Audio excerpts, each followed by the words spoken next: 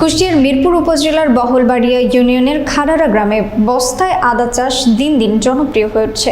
উপজেলা কৃষি অফিসার আব্দুল্লাহ আল মামুনের পরামর্শ ও কারিগরি সহায়তায় কৃষক আব্দুর রহমান সোহাগ বাড়ির 2 জাতের আদা চাষ শুরু করেছেন। শনিবার সরজমিনে গিয়ে দেখা যায় কৃষকরা অনাবাদি জমি পরিষ্কার করে বস্তায় আদা রোপণের প্রস্তুতি নিচ্ছেন। বিস্তারিত থাকছে মঞ্জুরুল ইসলামের তথ্যচিত্রে। সোহাগ জানান তিনি 7,000 বস্তা প্রস্তুত করেছেন। প্রতিটি বস্তায় 20 থেকে 25 কেজি মাটি, জৈব সার ও সামান্য রাসায়নিক সার ব্যবহার করা হয়েছে।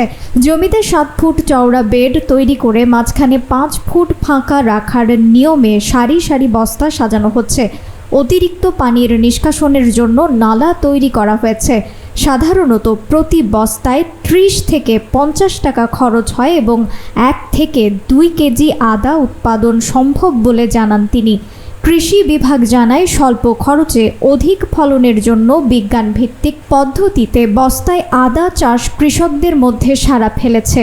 পতিত জমির কার্যকর ব্যবহারে এটি একটি ফসল মডেল হতে পারে। মিরপুরের বিভিন্ন এলাকায় কৃষকরা বস্তায় আদা চাষ করে ভালো লাভের আশায় উদ্যোগী হচ্ছেন। কৃষি অফিস থেকে বিনামূল্যে বীজ, বস্তা ও কারিগরি সহায়তা প্রদান অব্যাহত রয়েছে। ওখানে গিয়ে এই জিনিসটা দেখলাম যে ওখানে মানে স্যাম্পল দেওয়া আছে বস্তায় কিছু আদা, যে জমিতে দিনে অ্যাভারেজে 3 থেকে 4 ঘন্টা রোদের আলো পাবে, বাট বেশিরভাগ সমর্থন করছেন এবং ওনার উৎসাহেই কৃষক আরও বেশি অনুপ্রাণিত হয়েছে। এবং